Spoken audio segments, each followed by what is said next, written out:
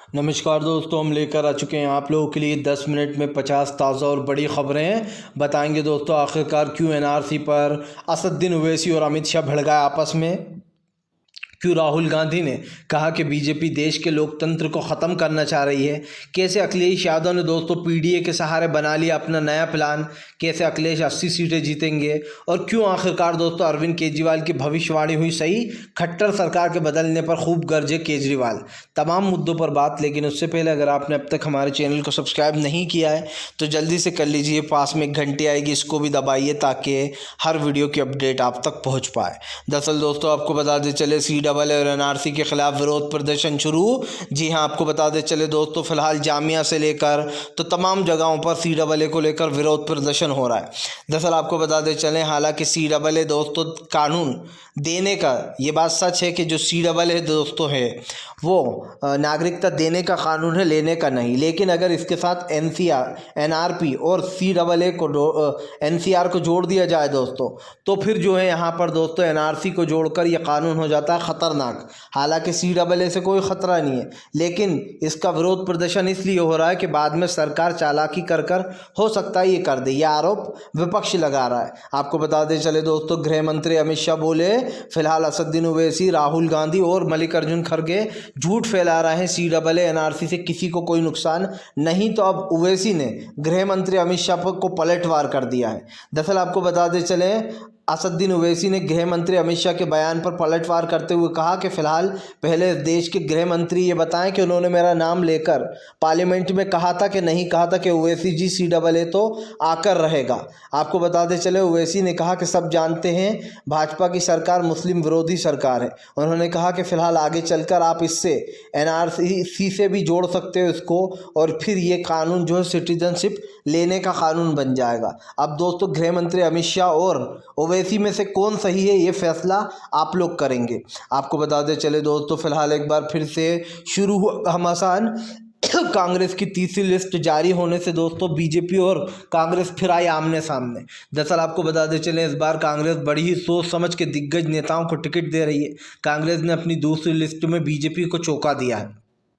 इसमें कई नाम ऐसे हैं दोस्तों जो कि कहीं ना कहीं बीजेपी की टेंशन बढ़ाने का काम कर रहे हैं। आपको बताते चलें ये लिस्ट देखकर खास कर बीजेपी की टेंशन इसलिए भी बढ़ गई है क्योंकि नकुलनाथ से लेकर तो राजस्थान में कमलनाथ के बेटे तक को उतारा गया है। यही कारण है जो ये लोग दिग्गज हैं, हमेशा चुनाव जीतते आए हैं। और अब इन लोगों के सर पर कांग्रेस ने एक और जो है यहाँ पर जिम्मेदारी रख दी है, जिसको लेकर आपको बताते चलें कांग्रेस की दूसरी लिस्ट भी हिट मानी जा रही है क्योंकि अब तक 2 लिस्टें उसने जारी कर दी हैं। आपको बताते चले दोस्तों फिलहाल बीजेपी के ऊपर जमकर गरजे अरविंद केजरीवाल बोले आखिरकार हमारी बात सच हुई। अब आप सोचेंगे कौन सी बात। दरअसल आपको बता दें कुछ दिन पहले, लगभग 1 महीने पहले केजरीवाल ने एक बयान दिया था जिसमें उन्होंने कहा था कि अगर बीजेपी में दम है तो वह हरियाणा के मनोहर लाल खट्टर के चेहरे पर 2024 का लोकसभा चुनाव लड़कर बताए।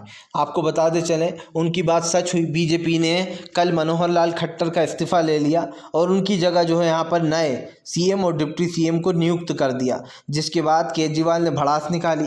केजरीवाल ने कहा कि बीजेपी जानती है उसने देश के और ख़ास करके हरियाणा के लोगों के लिए कुछ नहीं किया, इसलिए बीजेपी अब बदलने का नाटक कर रही है कि CM बदल दोगे तो लोग हमें वोट दे देंगे। उन्होंने केजरीवाल ने कहा कि जनता देख चुकी है बीजेपी कोई काम नहीं करती है। आपको बताते चले दोस्तों फिलहाल भारतीय जनता पार्टी के लगा एक और बड़ा झटका। ममता बनर्जी और ख़ास कर दोस्तों जो केरल है यानी कि पश्चिम बंगाल की ममता बनर्जी और केरल के दोस्तों जो बिन बिजपई हैं, उन्होंने मना कर दिया है कि वो CAA को लागू नहीं करेंगे। हालांकि हम आपको बताते चलें केंद्र सरकार इस पर एक्शन ले सकती है, वो सुप्रीम कोर्ट या हाई कोर्ट जा सकती है, लेकिन क्योंकि अभी ये मामला खुद सुप्रीम कोर्ट में पहुंचा हुआ तो अभी तो उन्होंने साफ इनकार कर दिया दोनों ने कि वो किसी भी हाल में CAA को लागू नहीं करेंगे। आपको बता दें ममता बनर्जी हमेशा से ही CAA के विरोध में बोल रही हैं और उन्होंने साफ कहा था कि वो CAA को लागू किसी भी हाल में नहीं करने वाली हैं। अब देखना ये होगा कि CAA का ये विरोध कहाँ तक जाने वाला है। आपको बताते चले दोस्तों फिलहाल CAA का मामला पहुँचा सुप्रीम कोर्ट में होगी दोस्तों अब CAA को लेकर सुनवाई। दरअसल आपको बता दें चले फ़िलहाल जो जमीयतुल है उसने CAA के ख़िलाफ़ याचिका दायर कर दी है। उनका कहना है कि बीजेपी ने धर्म के आधार पर क़ानून बनाया है, जबकि बाबा साहब अम्बेडकर के देश में धर्म के आधार पर कोई क़ानून नहीं बनाया जा सकता। ये देश के लोकतंत्र के ख़िलाफ़ है। दरअसल हम आपको बता दें धर्म के आधार पर इसलिए कहा जा रहा है क्योंकि जो प्रधानमंत्री नरेंद्र मोदी यानी कि जो बीजेपी है उसने इस क़ानून में प्रावधान रखा है कि फ़िलहाल जो ख़ास कर जो नॉन मुस्लिम हैं उनको तो जो है यहाँ पर वो दे दी जाएगी नागरिकता, लेकिन जो मुसलमान हैं उनको देश की नागरिकता नहीं मिलेगी, जो विदेशी जो दूसरे देशों से मुस्लिम आए हुए हैं। और जो हिंदू भाई हैं या सिख हैं ईसाई सब जितने भी धर्म के उनको मिल जाएगी। तो सवाल ये उठ रहा है कि आखिर मुसलमानों को ही क्यों नहीं। हालांकि केंद्र सरकार की तरफ से ये कहा गया है कि मुस्लिम देश बहुत सारे हैं इसलिए मुस्लिमों को हम नहीं दे रहा है, लेकिन आपको बता दें चलें अब इसके ख़िलाफ़ सुप्रीम कोर्ट में याचिका दायर हो गई है और कहा गया है कि फ़िलहाल धर्म के आधार पर क़ानून बनाना गलत है। आपको बता दें चले दोस्तों फ़िलहाल प्रधानमंत्री नरेंद्र मोदी और दोस्तों राहुल गांधी आए आमने सामने। राहुल गांधी बोले महाराष्ट्र में बीजेपी देश के लोकतंत्र को मिटाना चाहती है, वो बाबा साहब अम्बेडकर के संविधान को ख़त्म कर देना चाहती है। दरअसल आपको बता दें चलें एक बार फिर से देश के संविधान को लेकर घिर गई है बीजेपी। जी हाँ, और ये हम नहीं कह रहे हैं दोस्तों, ये कह रहे हैं राहुल गांधी। दरअसल राहुल गांधी का कहना है कि बीजेपी के नेता जो कह रहे हैं कि हमें 400 सीटें जिता दो, हम देश का संविधान बदलना चाहते हैं, उन लोगों की मंशा ही है। राहुल गांधी ने कहा कि बीजेपी ऐसे लोगों को बढ़ावा देती है और अपने यहाँ पर पाल कर रखती है जो लोग देश के लोकतंत्र को ख़त्म करने की बात करते हैं। राहुल गांधी ने यह भी आरोप लगाया कि बीजेपी ऐसे लोगों को टिकट देती ही देती है जो लोग देश के संविधान के साथ खिलवाड़ करते हैं या फिर देश के संविधान को ख़त्म करने की कोशिश करते हैं। आपको बता दें चले दोस्तों फ़िलहाल भारतीय जनता पार्टी और दोस्तों जो है यहाँ पर एक बार फिर से आ गए आमने सामने। अखिलेश बोले फ़िलहाल इस बार बीजेपी उत्तर प्रदेश में PDA से हारने वाली है क्योंकि दलित पिछड़े आदिवासियों की हक की लड़ाई है ये। आपको बता दें चलें अखिलेश यादव यानी कि PDA का मतलब दलित पिछड़े और आदिवासी दोस्तों। ऐसे में उन्होंने साफ कहा है कि फ़िलहाल हम उनको उनका हक दिलाकर रहेंगे।